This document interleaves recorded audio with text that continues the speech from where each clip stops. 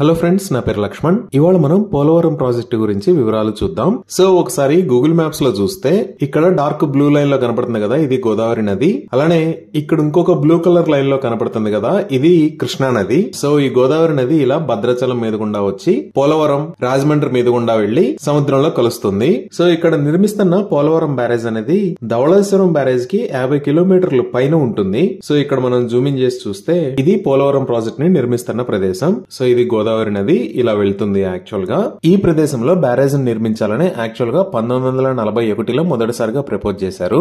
Actual గా barrage నిర్మించాల్సిన ప్రదేశం ఇది. కానీ ఈ ప్రదేశంలో ఇసుకను తవ్వితే 300 అడుగుల వరకు ఎలాంటి రాతి నేల తగలదు. సో ఇక్కడ బ్యారేజ్ నిర్మించడం అనేది చాలా కష్టమైన పని. అందుకని ఇక్కడ ఏం చేశారు అంటే గోదావరి నదికి కుడివైపున ఈ ప్రదేశంలో ఉన్న కొండ ప్రాంతాన్ని గోదావరి రివర్ బెడ్ లెవెల్ దాకా తవ్వి గోదావరి నది ప్రవాహం వెళ్లే మార్గాన్ని ఇటువైపు మళ్లించారు. ఇలా మళ్లించిన తర్వాత ఇక్కడ పోలవరం డ్యామ్ ని నిర్మిస్తున్నారు. ఈ ప్రదేశంలో కేవలం 60 అడుగులు తవ్వగానే రాతి నేల తగులుతుంది. అందుకని ఇక్కడ డ్యామ్ ని నిర్మించడం అనేది తేలికైన పని. ఈ పోలవరం డ్యామ్ కి నిర్మిస్తున్న గేట్లు 48. అయితే ఇటువైపు వస్తున్న నీటి ప్రవాహాన్ని ఆపాలి కాబట్టి ఈ ప్రదేశంలో ఈసీఆర్ఎఫ్ డ్యామ్ అంటే earth cum rock fill dam ని నిర్మించాలని ప్రపోజ్ చేశారు. దానికి ఎలాంటి గేట్లు ఉండవు.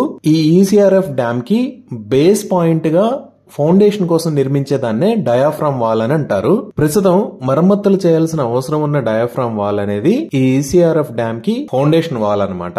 సో ఇక్కడ ఈసీఆర్ఎఫ్ డ్యామ్ కట్టాలన్నా ముందు నీళ్లని ఆపాలి కాబట్టి ఈ ప్రదేశంలో అప్పర్ కాఫర్ డ్యామ్ ని నిర్మించారు.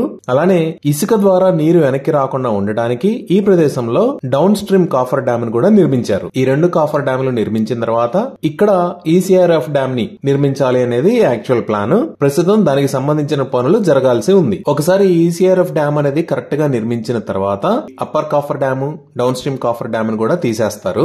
ఈ ఈసీఆర్ఎఫ్ డ్యామ్ మొత్తం పొడవు 1.7 కిలోమీటర్లు ఉంటుంది.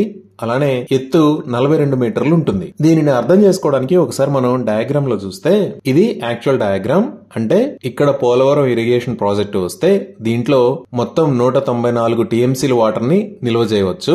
ఇక్కడ నుంచి 2 కెనాల్స్ ని ప్లాన్ లో ప్రపోజ్ చేశారు. ఈ కెనాల్స్ వర్క్ ఆల్మోస్ట్ 95% దాకా కంప్లీట్ అయింది. ఈ రైట్ సైడ్ ఉండేది పోలవరం రైట్ మెయిన్ కెనాల్, ఇటువైపు ఉండేది పోలవరం లెఫ్ట్ మెయిన్ కెనాల్. ఇప్పుడు ఇంకొక డయాగ్రామ్ చూద్దాం మనం. సో ఇది Polavaram irrigation project head works. దీన్ని కొంచెం జూమింగ్ చేసి చూస్తే ఇందాక మనం గూగుల్ మ్యాప్స్ లో చూసిందే ఇది. ఈ ప్రదేశంలో స్పిల్ వే వస్తుంది 48 గేట్లతో. ఈ ప్రదేశంలో మొదటిది అప్పర్ కాఫర్ డ్యామ్, ఇది లోయర్ కాఫర్ డ్యామ్. ఈ లొకేషన్ లో earth cum rock fill dam వస్తుంది. దీనికి పక్కనే ఈ ప్రదేశంలో పవర్ హౌస్ ని నిర్మిస్తున్నారు. సో ఇందాక మనం కెనాల్స్ అనుకున్నాం కదా, వాటి గురించి ఒకసారి మనం గూగుల్ మ్యాప్స్ లో చూద్దాం. సో ఈ ఓవరాల్ మ్యాప్ లో మీకు ఇక్కడ వైట్ కలర్ లైన్ లో కనపడుతుంది చూసారా, ఇది రైట్ మెయిన్ కెనాల్, ఇది లెఫ్ట్ మెయిన్ కెనాల్. ఈ రైట్ మెయిన్ కెనాల్ అనేది ఇలా వచ్చి ఇక్కడ కృష్ణానదిలో కలుస్తుంది. అలానే ఈ లెఫ్ట్ మెయిన్ కెనాల్ అనేది వైజాగ్ దాకా ఉంటుంది.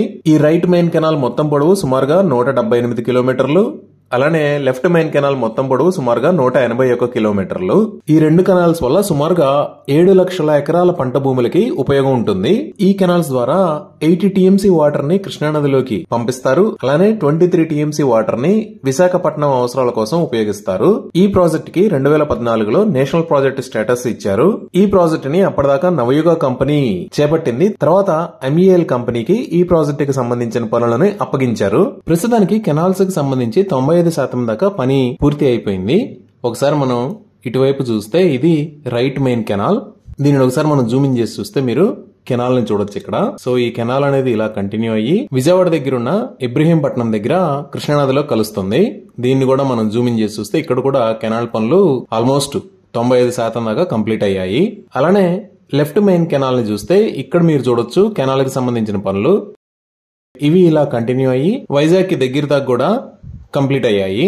రైట్ మెయిన్ కెనాల్ తో పోలిస్తే ఈ లెఫ్ట్ మెయిన్ కెనాల్ లో ఇంకా కొన్ని పనులు జరగవలసి ఉంది. కానీ 80 నుంచి 85% దాకా పనులు పూర్తి అయ్యాయి. ఈ స్పిల్వే మరియు కాఫర్ డ్యామ్స్ కి సంబంధించిన పని కూడా చాలా వరకు కంప్లీట్ అయింది. ముఖ్యమైన పని ఎక్కడ మిగిలి ఉంది అంటే ఈ ECRF dam, earth cum rock fill dam ని నిర్మించాల్సి ఉంటుంది. దానికి సంబంధించి డయాఫ్రామ్ వల్ల ఏమన్నా ప్రాబ్లమ్స్ ఉన్నాయా అనేది ప్రస్తుతానికి పర్యవేక్షిస్తున్నారు. ఈ ప్రాజెక్ట్ గనక కంప్లీట్ అయితే సుమారుగా 540 గ్రామాలకి సాగునీరు అందుతుంది. ఇవి పోలవరం ప్రాజెక్టుకి సంబంధించిన వివరాలు. Thank you.